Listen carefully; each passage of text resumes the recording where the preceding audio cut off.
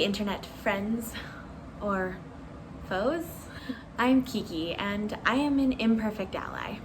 So I had a plan this week for a topic that I wanted to discuss, but it occurred to me that I would be remiss if I didn't adapt my plans to adjust to what is going on in the news. So the topic that I had lined up for today I will discuss in the near future. But today what I really wanted to focus on is what's going on in Kenosha. Now this more adaptive and reactive format that I'm trying out means that I didn't really have time to prepare, so this video is going to be entirely opinion-based.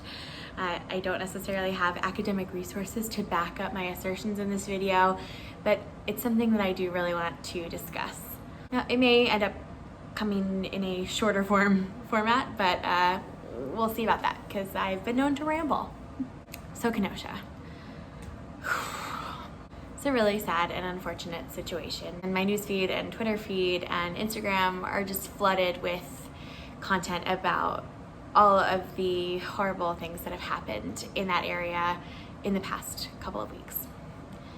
So I think it probably makes the most sense to kind of start at the flashpoint of what we're seeing in Kenosha, which is of course the police shooting of Jacob Blake. Now, when Black people are shot by police in situations where it seems like it should not have escalated to deadly violence, though thankfully he survived, it's a lot of white people's first instinct to dig up the person's criminal record or speculate about what happened that we can't ever really know about to help justify why that happened. And I can understand that because I think it has a lot to do with when you're raised to trust police officers and believe that they have your best interests at heart. It can be hard to wrap your brain around the idea that that's not the experience that everyone's had. So there's this frantic push to justify the shooting, to make sense of it, to make the person that was shot by police a bad guy in some way. So I say this to say that when people's first reaction is to look up a Black person's criminal record to sort of justify that shooting, I don't think that they are horrible racist monsters who believe in the inherent superiority of white people over Black people, but I think that it does amount to as much when you really dissect it. I've heard and read a lot of different things, that there was a knife under his driver's seat and he was going for it, and the sexual assault charge and this, that, and the other thing. And the truth is, I don't know exactly what happened, and I don't think that we ever will. But he was shot in the back 7 times, and he's now paralyzed from the waist down. And there is no situation where cops are called upon to be judge, jury, and executioner. Again, thankfully, he left with his life, but his life is forever altered because of this encounter, and it shouldn't have happened. And you can dig up his history and you can speculate all you want, but the truth is that I know deep down that it would not have gone that way if he were a white person. And you can believe differently, and I know a lot of people do, but there's a pattern. When you look at comments that have been made recently, and not so recently by Kenosha's sheriff, the culture in the community becomes clearer, and it seems to me that a deputy who shot a Black person in Kenosha might have reason to believe that they wouldn't be held accountable for that shooting. I will be linking to a couple things that I saw on Twitter, one of them being a video from 2018 where the Kenosha sheriff made some pretty horrifying comments about, we'll say, lower income people, but I think it becomes clear who he's really talking about. And also his recent comments about the shooting at the protest. And really the gist of the latter is a refusal to use the word murder, to place any blame on the shooter, and shows a lack of solidarity with the Black community and protesters who were simply seeking justice. So I guess that brings me to Kyle Rittenhouse. My heart does break for the fact that this teenager was obviously raised in an environment or encouraged by people who thought that kind of behavior was okay, and it's been reinforced since the incident. He's 17, so regardless of the fact that the purchase of AR-15s is still legal in this country. He did have that gun illegally. Now, I don't think it will come as a surprise to anyone that I do not believe that military-grade semi-automatic weapons should be owned by civilians. They are designed for war and to take human life, and not for defense and home invasion. So, also, I know a lot of people who are really married to the Second Amendment because of government overthrow, but I don't see any of them standing up to the government. So, he had the gun illegally. He was 17 years old. He was being encouraged by a militia Facebook group to attend what was planned as a peaceful protest with an AR-15. The thought process there is so foreign to me that I'm not going to try and understand it. But I think most people, if they saw someone just walking around in the open with a semi-automatic weapon, would be terrified. I know I would. This is sort of a tangent, but I recently watched the Peanut Butter Falcon with Shia LaBeouf and Dakota Johnson. And there's a scene where Shia LaBeouf goes into a mom-pop convenience store in North Carolina to purchase some supplies, and he has a rifle on his back, or it might be a shotgun, I don't know guns, but he has a gun, it's big, on his back. And he goes into the convenience store and he's speaking to the man behind the counter, and the man is visibly shaken. And then at one point he sort of says to him that he's scared because he doesn't ordinarily have people walk into his store with a gun strapped to their back. And Shia LaBeouf apologizes, takes the gun off of his back so that it's, not easily accessible for him to shoot him. And the mood lightens, and then the guy actually takes a swig of whiskey to calm his nerves.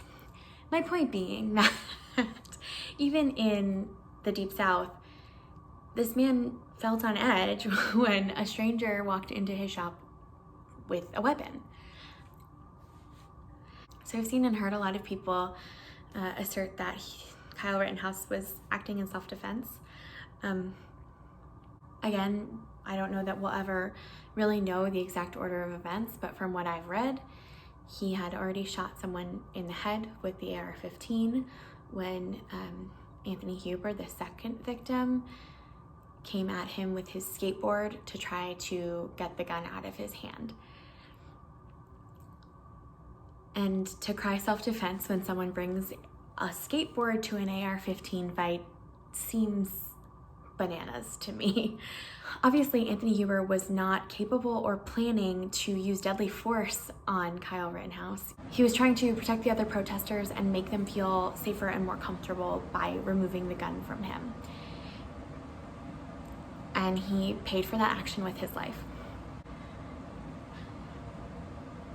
I'm not saying that I don't think that a 17-year-old boy in that situation might have been scared, but you should think harder before you pull the trigger on someone who is unarmed.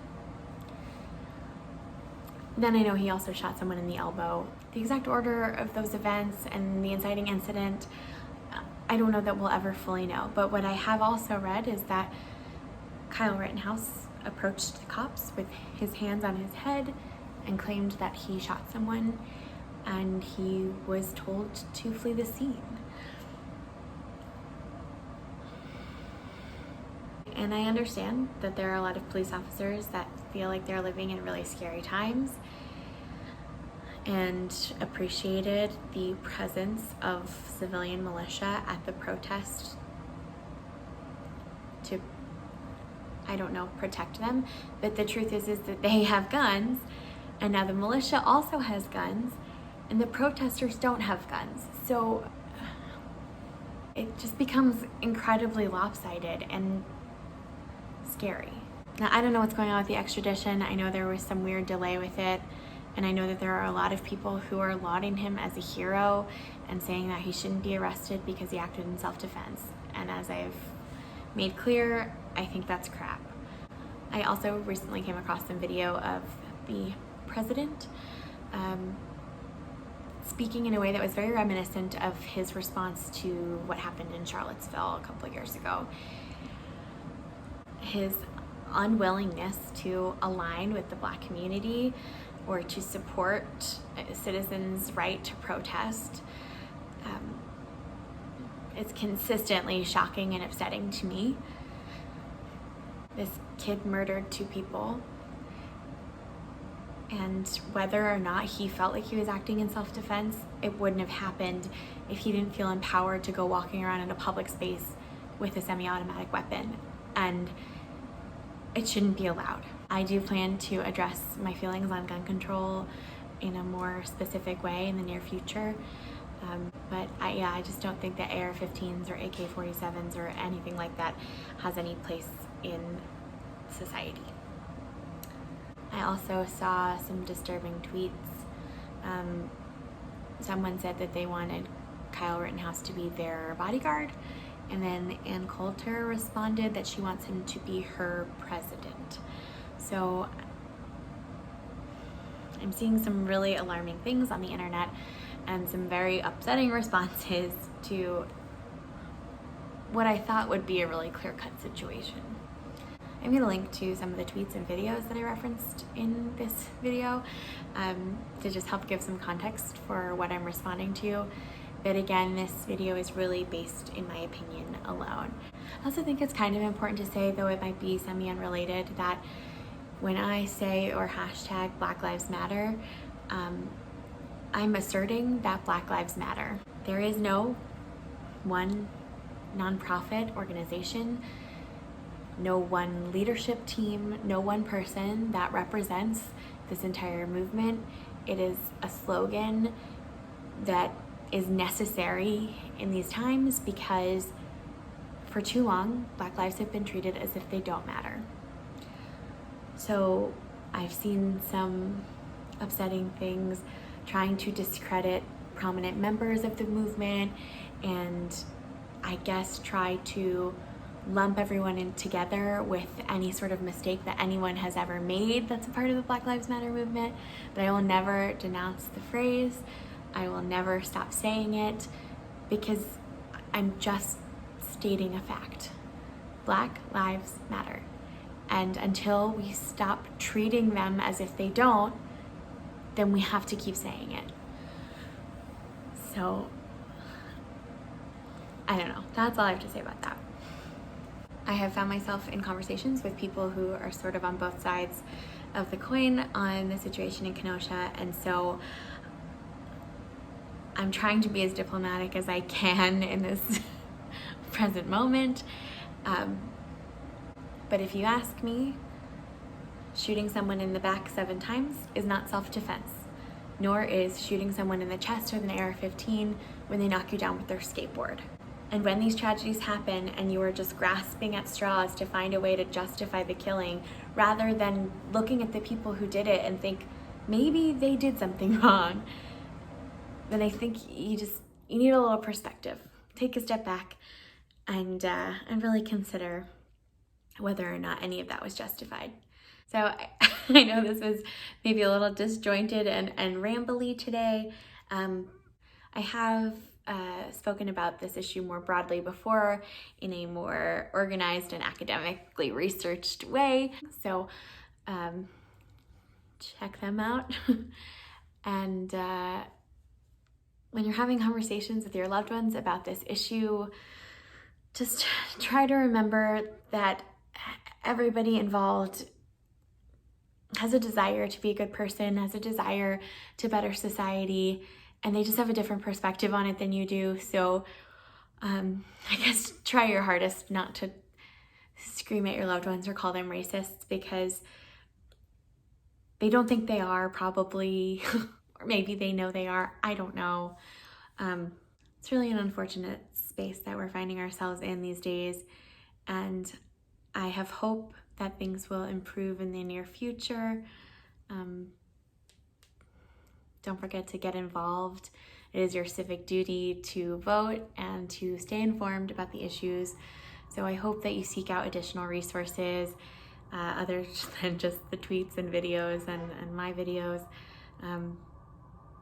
And definitely remember to continue to spread love.